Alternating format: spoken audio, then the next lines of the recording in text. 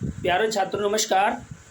स्वागत है आप सभी का आलोक एकेडमी 2.0 के इस ऑफिशियल यूट्यूब चैनल पर। छात्रों, आज हम आप लोगों के लिए लेकर उपस्थित हैं हिंदी का बहुत ही प्यारा सा टॉपिक समास। आज के इस क्लास में हम समास के बारे में अध्ययन करने वाले हैं, आपको बताने वाले हैं कि समास क्या है और इसके कितने भेद होते हैं और इसे आप कैसे पहचानेंगे, कैसे इसका आप विवेचना करेंगे। समास के बारे में आइए जान लेते हैं। यदि आप इस चैनल पर पहली बार हैं तो इसे सब्सक्राइब करके बेल आइकन अवश्य प्रेस कर देना, और अगर वीडियो ये क्लास आपको अच्छी लगे तो इसे अपने दोस्तों तक अवश्य शेयर करना। चलिए क्लास शुरू करते हैं। समास, आइए सबसे पहले जान लेते हैं कि समास क्या है। समास क्या होता है? समास का मतलब होता है संक्षिप्तीकरण।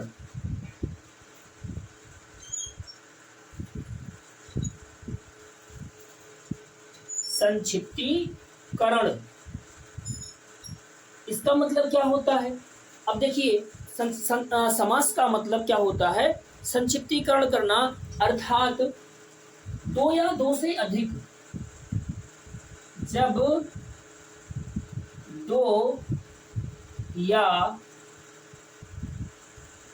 दो से, परिभाषा ये है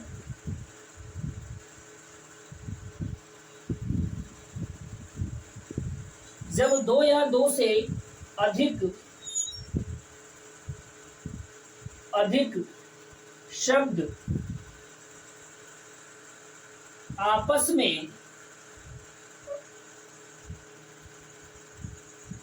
में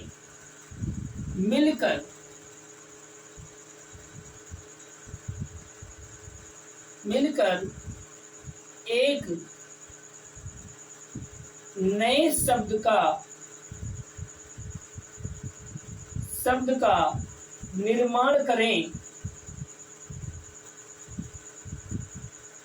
निर्माण करें तो उसे समास कहते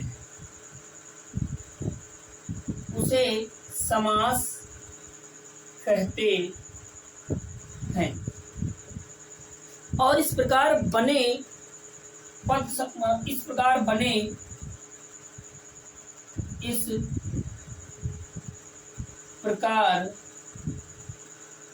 शब्द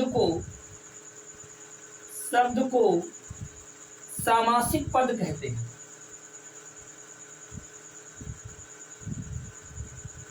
सामासिक पद कहते हैं। देखिए क्या है समास? समास का अर्थ होता है, समास का अर्थ क्या होता है? संक्षिप्तीकरण होता है। क्या होता है? संक्षिप्तीकरण होता है। इसका मतलब क्या हुआ कि जब दो या दो से अधिक शब्द आपस में मिलकर एक नए शब्द का निर्माण करें तो उसे हम क्या कहते हैं? समास कहते हैं। और इस प्रकार बने शब्द को सामासिक पद कहते हैं। क्या कहते हैं? सामासिक पद कहते हैं।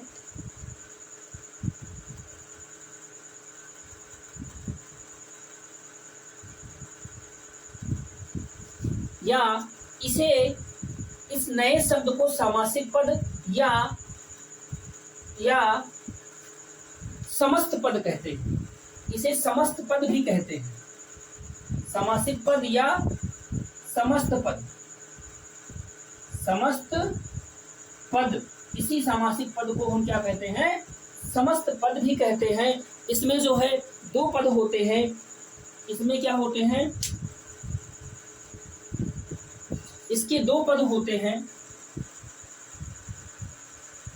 इसके दो पद होते हैं।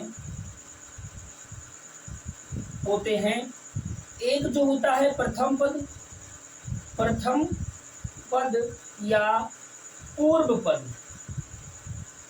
प्रथम पद या पूर्व पद होता है, और दूसरा होता है उत्तर पद या या अंतिम पद, अंतिम पद।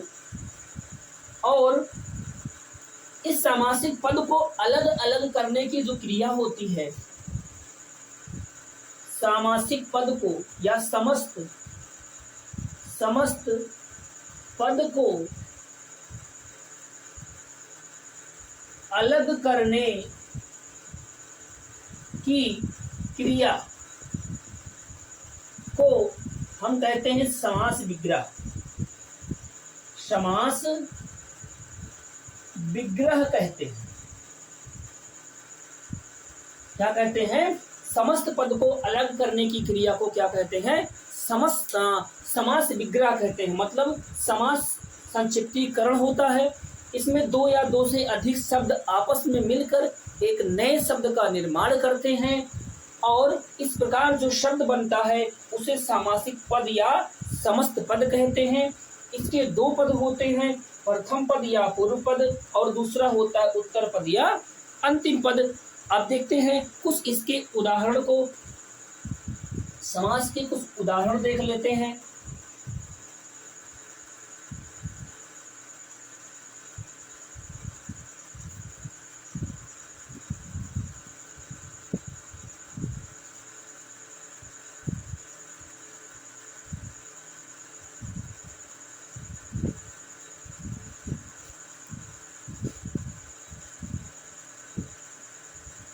उदाहरण देख लीजिए। जैसे हम कहें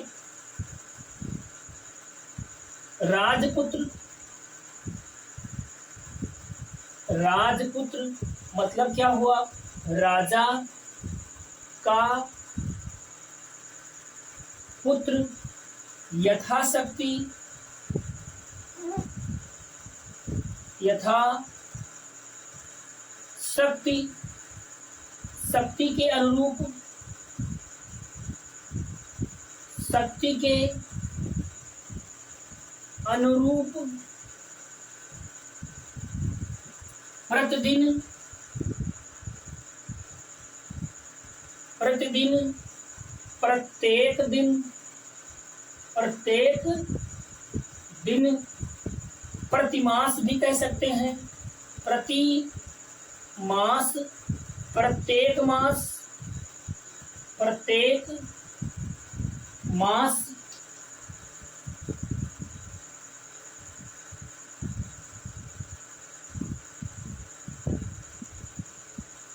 चौदह,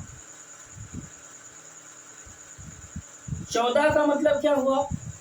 10 और 4।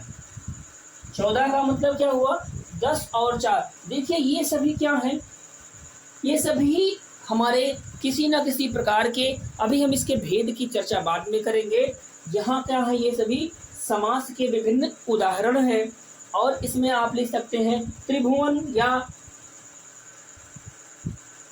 चलिए यहाँ पे समझिए, राजपुत्र इधर जो लिखा है ये आपका समास पद है, सामासिक पद है,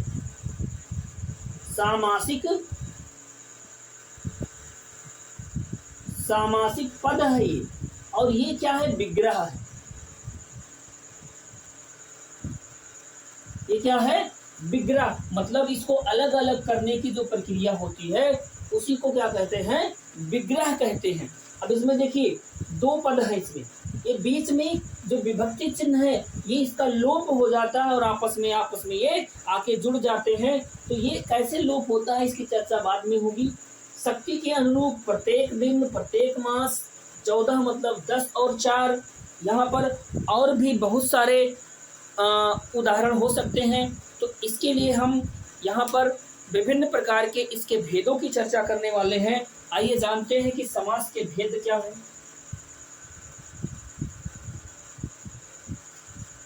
समास के भेद।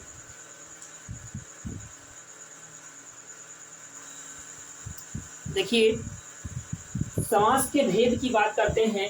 इसमें समास के निम्नलिखित 7 भेद होते हैं। पहला है अव्ययी भाव समास, दूसरा है तत्पुरुष समास, तीसरा कर्मधारय समास, चौथा द्विगु समास, पांचवा बहुब्रीहि समास, छठवां द्वंद्व समास और अंतिम और सातवां है नई समास। यानी कि हमारे पास यहाँ पर 7 प्रकार के समासों को पढ़ना है, लेकिन इसकी चर्चा हम कल की क्लास में करेंगे। आज के लिए हम यहीं तक करेंगे जो है, और आप लोग इस क्लास